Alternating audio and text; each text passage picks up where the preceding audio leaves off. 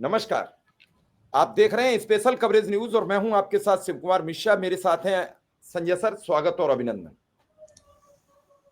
Supreme court में देश के मशहूर अधिवक्ता, पूर्व कैबिनेट मंत्री, मौजूदा राज्यसभा सांसद कपिल सिब्बल ने एसआईआर पर ऐसी दलीलें रख दी हैं कि गोदी मीडिया जिसे कहा जाता है, खबरें छापने से बचता है, उसने वो एक भी तथ्य अखबारों में नहीं छापा। चूंकि संजय सर दूसरे दिन उन सभी खबरों का एक सारांश बनाते हैं, किसने क्या क्या छापा, कौन सी खबरें मीडिया पी गया, कौन सी जला के राख कर गया, किन को खाक कर गया और किन्हें हीरो बना दिया। तो उसमें जो तथ्य उन्होंने कल रखे सर्वोच्च अदालत में, वो कपिल सिब्बल जी के किसी भी तथ्य को मीडिया ने तवज्जो नहीं दी। कुल मिला के जो हिंदी में बात करें, और जब तवज्जो नहीं मिलेगी तो जनता तक ये बात नहीं पहुंचेगी कि सुप्रीम कोर्ट में क्या क्या रखा गया और सुप्रीम कोर्ट ने क्या कहा। ये सबने रखा कि कपिल सिब्बल ने दलीलें तो रखी, लेकिन सुप्रीम कोर्ट ने नकार दी। ऐसा यार ही सब कुछ है। तुमेव माताश्च पिता तुमेव बंधुश्च सखा तुमेवा, चुनाव आयोग ही सार्वभौम सत्य है। ऐसा यार ही ठीक है और होना जरूरी है। आपको पता है कल संविधान दिवस था और संविधान दिवस के दिन कांग्रेस के पूर्व राज्यसभा सांसद और एक वरिष्ठ पत्रकार रह चुके केतकर जी ने एक बड़ा खुलासा कर दिया, अचंभित खुलासा। उन्होंने कहा कि 2014 में मोसाद और सीआईए की दम पर मोदी को प्रधानमंत्री बनाया गया। इस खुलासे से आज पूरे दिन राजनीतिक सरगर्मी बढ़नी चाहिए, इस पर आज मीडिया ट्रायल होना चाहिए, लेकिन खबर ये नहीं चलेगी क्योंकि प्रधानमंत्री की बदनामी हो जाएगी और बदनामी हो जाएगी तो जनता में गलत संदेश चला जाएगा। और ये केतकर जी नहीं कह रहे हैं, दबे छुपे पांव कई बड़े पत्रकार विदेशों के कह रहे हैं, कई वर्षों से कह रहे हैं, लेकिन इसका मीडिया ट्रायल नहीं होगा। ये मैंने दो उदाहरण रखे हैं कल की खबरों के और मैंने इस पर प्रोग्राम कर दिया। थोड़ी देर में आपको स्पेशल कवरेज न्यूज में मिलेगा, पूरा तथ्यात्मक किया है। और किसी की बदनामी ना हो तो न्यूज 18 ने भी खबर छापी है, वो पूर्व सांसद की, नवजीवन ने भी छापी है, नवभारत टाइम्स ने भी छापी है। खबर सबने छोटी छोटी छाप दी ताकि कल कोई ये ना कहे कि खबरें छुपाई जाती। लेकिन जो टीवी दिन भर बहस करती है, कल प्रधानमंत्री जी के वो नाग पंथ जन क्या क्या बताया जा रहा है, उनके हाथ कांप रहे थे, बताया जाता वो प्राणायाम में चले गए उस समय। लेकिन जो सुप्रीम कोर्ट में सार्वजनिक तौर पर दलीलें दी गई वो कहां चली गई, उन्हें भी तो भैया दिखा देते। सर क्या दलीलें हैं? नहीं, दलील से ज्यादा महत्वपूर्ण ये है कि सुप्रीम आज के अखबारों में जो शीर्षक है, माने कई अखबारों ने तो पहले पेज पे छापा ही नहीं है इसको। अव्वल तो बहुत महत्वपूर्ण मामला है, एसआईआर बिहार में जो खबर है उसके हिसाब से सफल नहीं रहा और भाजपा के पक्ष में उसका उपयोग हुआ। मोटा मोटी यही खबर है और सब माने इसको नहीं मानने का कोई कारण नहीं है, और गोदी मीडिया की भी खबर है। तो उसके बावजूद एसआईआर को 12 राज्यों में करवाया जा रहा है, जिसका असर ये है कि तमाम लोगों ने सुसाइड कर लिया, तमाम लोगों ने की मौत हो गई और तमाम लोग नौकरी से इस्तीफा दे रहे हैं वगैरह वगैरह। इस आलोक में मांग की गई है कि एसआईआर को रोका जाए या स्थगित किया जाए या नहीं करवाया जाए, उसकी जरूरत नहीं है वगैरह वगैरह। ये मामला पहले से चल रहा है, बिहार के समय से शुरू हुआ था और सुप्रीम कोर्ट का जो रुख रहा वो सब हम लोग देख चुके हैं। तो सुप्रीम कोर्ट मोटा मोटी उसकी जरूरत समझ रहा है या उसको रोक नहीं रहा है। लेकिन कपिल सिब्बल ने जो तर्क दिए सुप्रीम कोर्ट में वो बहुत दिलचस्प थे। संयोग से मुझे उसका वीडियो देखने को मिल गया तो मैंने उसको वीडियो को देखा और मुझे लगा कि उसकी खबर तो छपनी ही चाहिए, लेकिन वही अनुमान था कि खबर चूंकि छपती नहीं है इसलिए पहले पेज पे तो नहीं ही होगी। लेकिन पहले पेज पे जो सुप्रीम कोर्ट के जज जो सवाल करेंगे, जिससे ये लग रहा है कि ऐसा है बिल्कुल जरूरी है या जायज है, वो शीर्षक बन जाता है। मैं आमतौर पे या तो अखबार में छपी नहीं या जो इस तरह की खबरों को प्राथमिकता देते हैं, सबके बारे में ऐसा नहीं कहा जा सकता, जो गोदी मीडिया है उसी के बारे में। और जो तथ्य है वो या तो नहीं है या बहुत अंदर है या छोटे में है या इस ढंग से छापा गया है कि उस पर सुप्रीम कोर्ट के जज का कोई सवाल या कोई और मुद्दा उसके साथ ऐसे छापा गया है जिससे वो मामला काउंटर हो जाए। जैसे आज ये खबर छपी है कि सुप्रीम कोर्ट ने कहा कि अगर कुछ गलत मिलेगा तो हम रोक देंगे। ये तो सुप्रीम कोर्ट ने पहले भी कहा था, और सुप्रीम कोर्ट में उसके बाद ला करके लोग पेश किए गए जिनको एसआईआर में मरा बताया गया था और वो जिंदा थे, और चुनाव आयोग ने कहा कि उसके पास कोई शिकायत ही नहीं है। ये सारी बातें हैं। कुल मिलाकर के वोटर जो है बिहार में हटाए जाने थे, हटा दिए गए, नए जोड़े जाने थे, जोड़ दिए गए, डुप्लीकेट वोटर हैं। एसआईआर से कोई फायदा ऐसा सच हुआ नहीं है, या हुआ हो तो चुनाव आयोग भी ये दावा नहीं करता है कि हमने बिल्कुल शुद्ध मतदाता बना दिए, मतदाता सूची बना दी, इसमें कुछ गलत नहीं है, कोई छूटा नहीं है और कोई घुसपैठिया नहीं है, इतने घुसपैठिए हमने निकाल दिए। इस तरह से एसआईआर पे जो खर्चा हो रहा है, जो समय लग रहा है, जो समाज देश परेशान हो रहा है, उसका रिजल्ट क्या है? वो नोटबंदी की तरह हो गया। तो उसके बावजूद बिहार के बाद उसको कंटिन्यू करने की जरूरत नहीं थी, लेकिन उसको कंटिन्यू किया जा रहा है। और जब राज्यों ने ये दलील दिया कि हमारे यहाँ चुनाव है, जैसे केरल में, बंगाल का प्रॉब्लम है, सबका अलग अलग है, सबने अपनी अपनी दलील दी, तो सुप्रीम कोर्ट ने सबको क्लब कर दिया और जवाब मांगे हैं। वो सब खबरें हैं, लेकिन कुल मिलाकर खबर ऐसे छपी है जैसे लग रहा है कि वो बिल्कुल जायज है और एसआईआर की जरूरत है। जैसे उसमें एक सवाल ये भी है, कोर्ट में मामला है, जज का सवाल हो सकता है कि जिसके पास, अगर किसी के पास आधार है और वो घुसपैठिया है, तो क्या उसके खिलाफ कार्रवाई होनी चाहिए? क्या उसको वोट देने का अधिकार मिलना चाहिए? नहीं मिलना चाहिए, वो सुप्रीम कोर्ट का मामला है। लेकिन अखबारों को तो ये पता है ना कि एसआईआर में जो घुसपैठिए थे उनका नाम नहीं बता रहा है, और घुसपैठियों का आधार कैसे बन गया। अखबारों को तो ये पता है ना कि अनिल मसीहों के खिलाफ सुप्रीम कोर्ट ने कार्रवाई नहीं की थी, तो खबर तो ये दी जाएगी ना कि सुप्रीम कोर्ट ये पूछ रहा है इस तथ्य के बावजूद कि पहले ऐसा ऐसा हो चुका है। और कल सुप्रीम कोर्ट में भी कपिल सिब्बल ने कहा कि भाई पहले ऐसा हो चुका है कि जिनको चुनाव आयोग ने मरा घोषित कर दिया था उनको यहाँ पेश किया जा चुका है। मामला ये है कि अगर 10, 20, 100, 50 लोगों को वोटर लिस्ट से निकाल दिया जाए तो उसकी शिकायत कौन सुनने वाला है? और अगर चुनाव हो गया, मतदाता सूची से नाम निकाल दिया, मतदान हो गया और हम मतदान नहीं कर पाए, तो मेरा जिसने निकाला मुझे, उसका तो मकसद पूरा हो गया। तो उसके बाद अब मेरा नाम अगले 5 साल बाद जुड़ ही जाएगा, तो क्या फर्क पड़ता है? इस बार तो हो गया, 5 साल जिसको जीतना था वो जीत गया, जिसको सरकार चला गया। आरोप तो यही है ना। तो इस समग्रता में काम होना चाहिए, या चीजों को इस समग्रता में देखा जाना चाहिए, पर वो नहीं देखा जा रहा है। ठीक है, सुप्रीम कोर्ट में तो वही मामला देखा जाएगा जो कानूनन है, लेकिन अखबार में तो पूरी बात लिखी जाएगी ना। तो अखबार में पूरी बात नहीं बताई जा रही है, ये सबसे दिलचस्प है। और सुप्रीम कोर्ट का जो कपिल सिब्बल ने जिन तर्कों की बात की है और जो आज अखबारों में नहीं है, या जिनको शीर्षक होना चाहिए था, शीर्षक वो सवाल है, जो नई बात है वो शीर्षक होना चाहिए, तो शीर्षक पुराने सवाल है जिन पर पहले चर्चा हो चुकी है, जो पहले छप चुका है। तो जैसे सुप्रीम कोर्ट में उन्होंने कहा कि अगर कोई भारत का व्यक्ति नागरिक, अगर कोई व्यक्ति भारत का नागरिक नहीं है, मानसिक रूप से अयोग्य है, तो उसे मतदाता सूची में नहीं रखा जाना है। इसमें कौन सी बड़ी बात है? तो उनको हटा देना है। लेकिन ये बीएलओ तय करेगा। सवाल ये है कि वो नागरिक है कि नहीं, या मतदाता सूची में रखने लायक ये मानसिक रूप से योग्य है कि नहीं है। ये नियम है।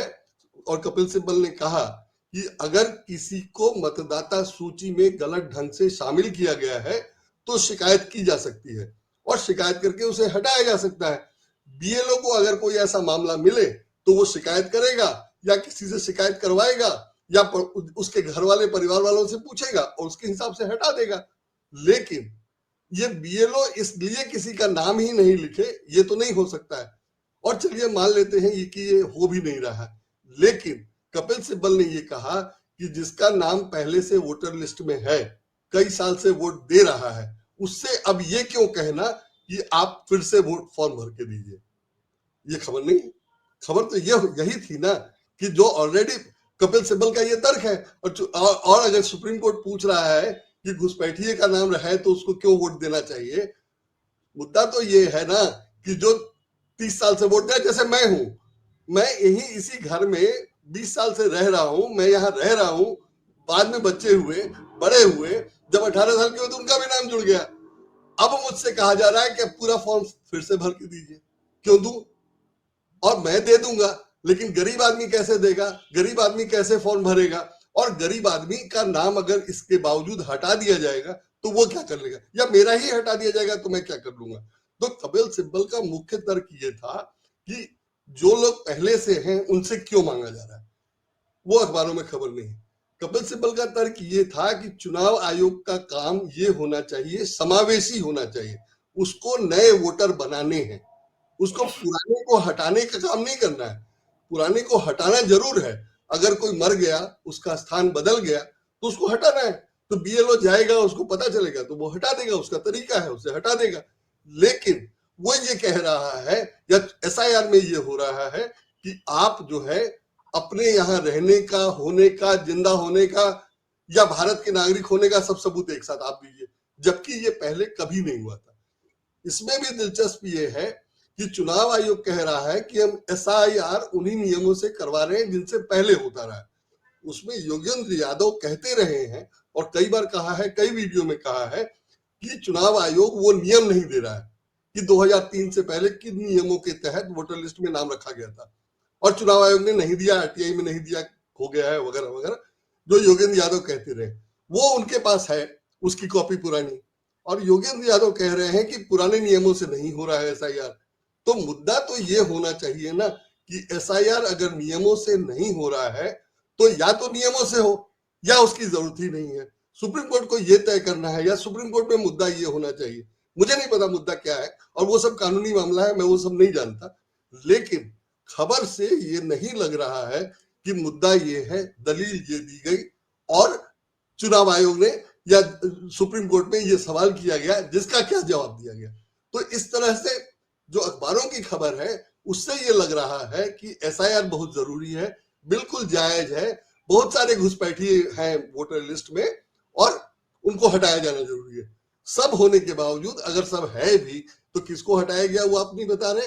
और दूसरे एक सवाल ये भी है, आज के अखबारों में खबर छपी है, एक सवाल ये भी है कि 2012 या 14 में आबादी से ज्यादा वोटर थे, ठीक है, गलत था, तो उस पर कार्रवाई क्या हुई। और जो लोग माने, वो तो चुनाव आयोग नहीं बनाया था ना, वो तो चुनाव आयोग की सूची है, तो चुनाव आयोग ने अगर आबादी से ज्यादा लोगों को वोटर बना दिया तो उसके खिलाफ कार्रवाई कौन करेगा, मैं करूंगा। चुनाव आयोग को ही करना है, सुप्रीम कोर्ट को ही करना है, या जिनको देखना है उनको देखना चाहिए। तो वो नहीं हुआ, और ये दलील है कि चूंकि पहले ज्यादा लोगों को बनाया जा चुका है इसलिए अब जो है उनको हटाना जरूरी है। जबकि राहुल गांधी का बहुत पुराना आरोप है कि एक वोटर कई दाम है। जब एक आदमी का नाम आप 4 जगह डालिएगा, 7 जगह डालिएगा तो ज्यादा हो ही जाएगा वोटर। और ये आरोप राहुल गांधी महाराष्ट्र के चुनाव से लगा रहे हैं, और सुप्रीम कोर्ट ये पूछ रहा है कि जब ज्यादा थे तो कम क्यों नहीं किया जाना चाहिए। ठीक है, सुप्रीम कोर्ट का सवाल, कोर्ट में बात हुई, ठीक है, लेकिन ये खबर कैसे है। खबर तो ये होनी चाहिए ना कि ज्यादा वोटर इसी सुप्रीम कोर्ट पूछ रहा है कि ज्यादा है तो उन्हें हटना चाहिए, तो बिल्कुल ये भी तो पूछा ये ज्यादा हुए कैसे। बिल्कुल, और हुए तो किसके खिलाफ कार्रवाई हुई। और चुनाव आयोग यही तो आजादी ले रहा है कि वो लोगों के नाम कई बार डाल दे रहा है और कई लोगों के हटा दे रहा है, और वो काम ढंग से नहीं कर रहा है, तो वो खबर नहीं है। 2003 के प्रपत्र भी तो नहीं दे रहा कि 2003 में हुई कैसे थी। बिल्कुल बिल्कुल भाई आप तो चुनाव आपने आयोग ने अनिल मसीह के खिलाफ कार्रवाई नहीं की, चुनाव आयोग नहीं, सुप्रीम कोर्ट ने। जब अनिल मसीह के खिलाफ कार्रवाई नहीं हुई, इलेक्टोरल बॉन्ड पे कार्रवाई नहीं हुई और तमाम मामलों में कार्रवाई नहीं हुई, तो इसमें कार्रवाई होगी, और हम लोग बिहार का मामला देख रहे हैं। तो सुप्रीम कोर्ट जो कर रहा है वो कानूनन सही कर रहा होगा, वो अपनी जगह है, वो अलग मामला है, वो मैं नहीं जानता। लेकिन अखबारों में जो खबर छप रही है उसका तो संदर्भ बाकी से संदर्भ होना चाहिए, या बाकी के संदर्भ में होना चाहिए, वो नहीं है। और सिर्फ खबर ये है कि एसआईआर सही है क्योंकि चुनाव आयोग चाहता है, क्योंकि सरकार चाहती है, क्योंकि बीजेपी चाहती है। तो ये तो नहीं होना चाहिए कम से कम, और ये नहीं, ये है बिल्कुल अखबारों में साफ साफ दिखाई दे रहा है, इसलिए इसको रेखांकित करना बहुत जरूरी है। संजय सर, आप लगातार ईवीएम पर चर्चा करते रहे, ईवीएम पे किताब लिखते रहे, वोट चोरी की बात करते रहे, ईवीएम पर आपके ठीक सिराने एक किताब रखी हुई है, ईवीएम वॉशिंग मशीन में धुल गई, नेता भी वॉशिंग मशीन में धुल गए। आपने किताब धोई, उन्होंने नेता धो दिए। उन्होंने कहा संजय सिंह आपने किताब लिख दी, हम नेता ही धो देते हैं, फिर झंझट खत्म।